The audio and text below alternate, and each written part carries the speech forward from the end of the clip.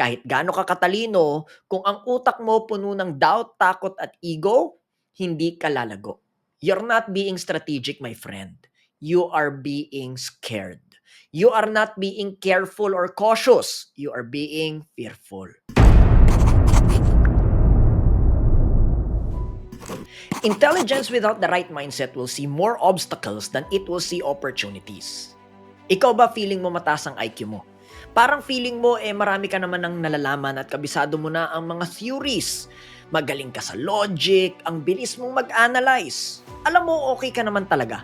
Pero sometimes, di ba, napapatanong ka na rin, bakit parang hindi ka umaasenso? Bakit kahit ang dami mong alam, feeling mo, stuck ka pa rin? Because here's the brutal truth.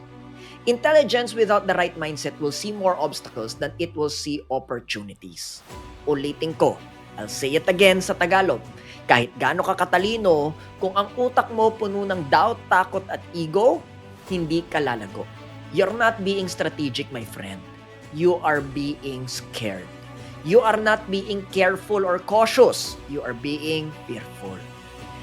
Everyone, ako nga pala si Migs Flores, business strategist, CEO and president ng IAM Plus Coaching, founder ng Prime Consultancy, at isa sa aking major partner is to be the chief strategic consultant of the Genesis Group.